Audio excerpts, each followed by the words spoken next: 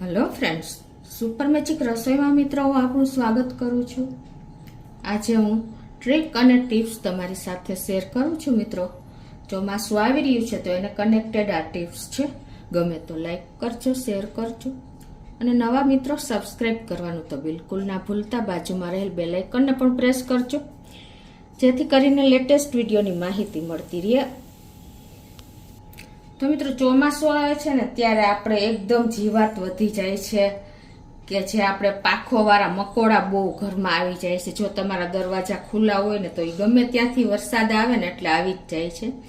તો આ મકોડા તમારા ઘરમાં નો એન્ટર થાય એટલે કે આવે જ નહીં ચોમાસામાં. ને કોઈ પણ જીવજંતુ, ગરોળી છે, જીવડા છે, માખીઓ છે, મચ્છર, ઉંદર, ઘણી વખત મોટા મોટા આપણે જીવજંતુ એટલે કે સાપ જેવા પણ આવી જતા હશે. પણ જો તમે આ લિક્વિડ બનાવીને સ્પ્રે કરશો ને તો ક્યારેય ચોમાસામાં તમે આ પરેશાન નહીં થાવ આવા જીવજંતુથી. એટલી કારગત નીવડે છે. તો આપણે એ બનાવવાનું ચાલુ કરીએ. તો એના માટે આપણે લિક્વિડ બનાવવાનું છે અને ઇન્ગ્રેડિયન્ટ પણ એટલા બધા સરસ છે ને કે તમને આ ગમે એવું જીવજંતુ તમારા ઘરમાં ચોમાસામાં તમને હેરાન નહીં કરે. તો એના માટે પહેલા તો આપણે ગેસ ઓન કરશું અને એક પેનમાં આપણે થોડુંક પાણી, અડધો લીટર જેવું, કે તમે જે પ્રમાણે બનાવવું હોય ને એ પ્રમાણે તમારે નાખી દેવાનું છે. તો આ રીતે પાણી નાખ્યા પછી મેં અત્યારે અડધો લીટરથી એવું પાણી લીધું છે. એમાં આપણે એક લાલ મરચું સૂકું નાખી દેવાનું છે અને 3 ડાળી લીમડાની નાખી દેવાની છે. આપણે લીલો લીમડો હોય ને એ. અને આને પછી આપણે ઉકળવા દેશું. હવે મિત્રો, આપણે જે ફિનાઇલની ગોળી આવે ને એ લેવાની છે અને એનો તમારે પાવડર કરી નાખવાનો છે. આ રીતે કપડામાં રાખીને કે પેપરમાં રાખીને તમારે એનો પાવડર તૈયાર કરી લેશું. આ તમારે કોઈ પણ ખરાબ પેપર કે કપડું ફેંકી દેવાનું હોય ને એમાં કરવાનું, એટલે કોઈ પ્રોબ્લેમ ન આવે. આવી રીતે એકદમ બારીક પાવડર કરશો ને એટલે તમે એનો ઉપયોગ કરી શકશો. સરસ. હવે એમાં તમારે લીલા લીમડાના પાંદ નાખી દેવાના છે. અત્યારે મારી પાસે સૂકા છે એ જ હું નાખું છું.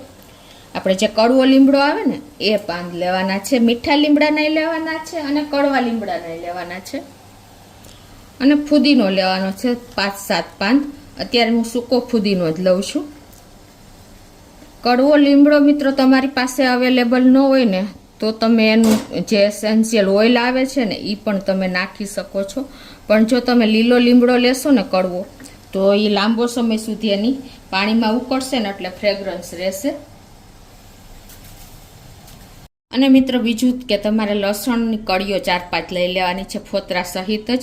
અને એને આપણે આ રીતે ટોચી લેશું એટલે એકદમ આની સ્ટ્રોંગ ફ્લેવર હોય છે, જે આપણને માખી કે મચ્છરને કે આ જે પાંખોવાળા મકોડા આવે છે ને એને બિલકુલ, ગરોળી પણ આનાથી જતી રહે છે. તો એને પણ આપણે આ રીતે પાણીમાં જ નાખી દેશું, ફોતરા સહિત જ. અને 1 ચમચી જેવું મીઠું નાખી દેશું. મીઠું પણ નેગેટિવિટી દૂર કરે છે. અને આ બધા જે ઓસળિયા જ કહેવાય એક જાતના, એ એટલા કામ કરે છે ને મિત્રો કે કોઈ જીવજંતુ તમારા ઘરમાં ટપકશે નહીં. આને આપણે કમસે કમ 5 મિનિટ ઉકાળી લેવાનું છે.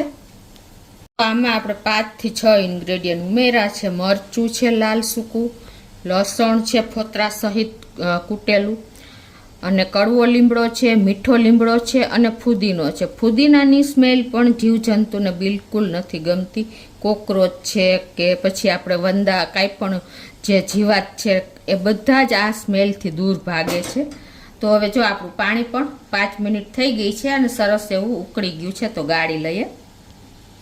તો હવે આ રીતે જો આપણે પાણીને, બધું પાણી નિતારીને ગાળી લઈએ.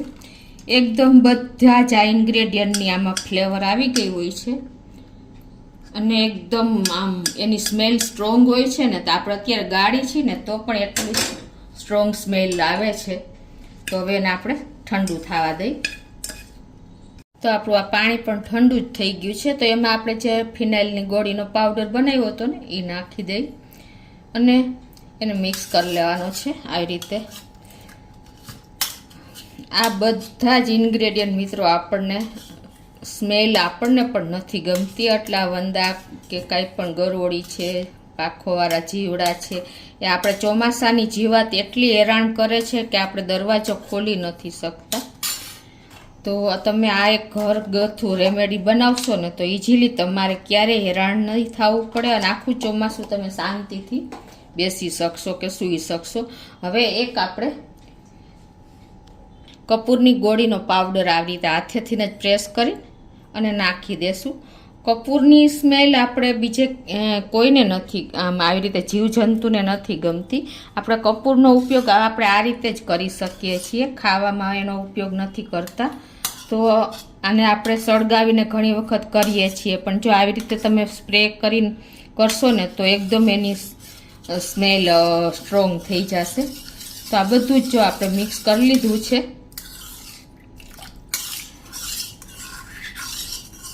અને એની ટાઈમ તમે આખું ચોમાસું ક્યાં ક્યાં સ્પ્રે કરવો ને એ પણ હું તમને બતાવું કે કઈ કઈ રસ્તા એના છે કોકરોચના કે આપણે પાંખોવાળા જીવડા, એ બધી જ જગ્યાએ તમારે આને સ્પ્રે જ કરવાનો છે.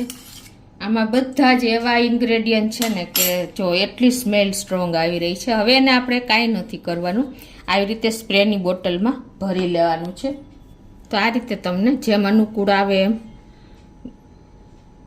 ભરી લેવાની છે બોટલ.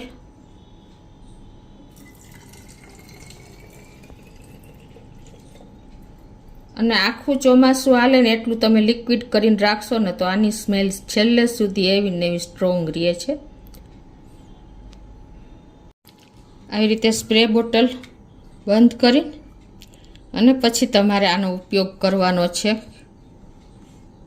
હવે મિત્રો આ સ્પ્રે તમારે જો આપણે કિચનમાં વંદા ગેસ પાસે છે કે પ્લેટફોર્મ ઉપર આ રીતે તમારે એને સ્પ્રે સાંજના ટાઈમે કરી દેવાનો છે. ખાસ જો આ રીતે તમે ક્યાંય પણ સ્પ્રે કરશો ને કે તો વંદા કોકરોચ તો જતા જ રહેશે, કિચનમાં મોઢું પણ નહીં બતાવે. અને એ જ રીતે તમારે એ જ રીતે જો આપણે સાંજના ટાઈમે એ રીતે આપણે રાતે જ્યારે સૂઈને ત્યારે આવી રીતે આપણે વોશ બેસિનમાં ક્યારેય પાણી નહીં રાખવાનું. પાણી પીવા આપણે જંતુ આવતા હોય છે, કોકરોચ છે કે કાંઈ પણ ઝીણા ઝીણા જીવાત છે, એટલે એકદમ નીટ એન્ડ ક્લીન કરીને સાંજના ટાઈમે તમારે આ વોશ બેસિનને સાફ કરી અને પછી જ્યાં એના હોય છે ને ત્યાં આવી રીતે સ્પ્રે કરી દેવાનો. એટલે ક્યારેય તમારે આમાંથી જીવાત કોઈ પણ જાતની નહીં આવે. એ જ રીતે બાથરૂમમાં પણ એ જ રીતે જો આપણે આવી રીતે બાથરૂમની બેસિનમાં પણ આ રીતે સ્પ્રે કરી દેવાનો. પછી એની જાળી હોય બાથરૂમની, જ્યાં જ્યાં જીવાત આવતી હોય ને ત્યાં તમારે આ રીતે સાંજના ટાઈમે કે એની ટાઈમ સ્પ્રે કરી દેવાનો. એ જ રીતે આપણે જો નેટ હોય છે ને ત્યાં પણ એન્ટર જે મેઇન ડોર હોય છે ત્યાં પણ આ રીતે લાઇટ ચાલુ હોય ને તો જીવડા આવી જાય છે બે પાંખોવાળા બહારથી. તો અહીંયા પણ તમે સ્પ્રે કરી દેશો ને ડોર આગળ કે પડદા ઉપર ક્યાંય પણ તમે આ રીતે, તો પણ તમારે ક્યાંય પણ જીવડા આવવાની જગ્યા જ નહીં રહે, રસ્તો જ નહીં બચે એનો. તો આ રીતે તમે જે જગ્યા તમને એવી લાગે કે અહીંયાથી જીવડા આવે છે, વંદા, કોકરોચ કે ગરોળી, ઘણી વખત આવી રીતે આપણે કર્ટેન ઉપર ગરોળી છુપાઈ ગઈ હોય છે તો એ પણ તમારે જતી રહેશે. એ જ રીતે આપણે ફ્રીજના ખાંચા હોય છે ત્યાં, ક્યાંય પણ કિચનમાં છે, એ જ રીતે આ રીતે કિચનમાં આપણે ડોર પાસે ક્યાંય પણ જો જીવાત કે વંદા હોય ને ત્યાં તમે રાખશો ને તો ક્યાંય પણ ગરોળી કે જીવડા કે કાંઈ પણ તમે ક્યારેય મૂંઝાશો નહીં ને એટલું તમને શાંતિ લાગશે. આ લિક્વિડ એટલું કામ કરે છે. આ રીતે તમે હવે ચોમાસું આવી રહ્યું છે અને જીવજંતુથી બચવા, ખાસ તો બે પાંખોવાળા છે મકોડાથી બચવા તમે આટલો મહેનત કરશો ને તો તમને ચોમાસામાં હેરાન નહીં થાવ, લાઇટ પણ બંધ નહીં કરવી પડે, ક્યારેય તમારા ઘરમાં કોઈ જીવજંતુ આવશે નહીં. ઘણી વખત મોટા મોટા સાપ કે ઉંદરનો પણ ત્રાસ છે. જો તમે ક્યાંય પણ એવી જગ્યા હોય ને ઉંદરનો રસ્તો બંધ કરી દેવાનો આ સ્પ્રે કરીને, કોઈ પણ જીવજંતુ તમારા ઘરમાં એન્ટર નહીં થાય. તો ચોક્કસ મિત્રો, અને બીજું ખાસ કે આ બાળકોથી થોડુંક દૂર રાખવાનું, કેમ કે આમાં આપણે ફિનાઇલની ગોળી છે, પછી એવા બધા ઇન્ગ્રેડિયન્ટ વાપર્યા છે ને તો હંમેશા બાળકોથી તમારે દૂર રાખવાનું ખાસ. તો ચોક્કસ તમને આ વિડીયો ઉપયોગી થશે. ગમે તો લાઈક કરજો, શેર કરજો અને નવા મિત્રો સબસ્ક્રાઈબ કરવાનું હવે બિલકુલ ના ભૂલતા.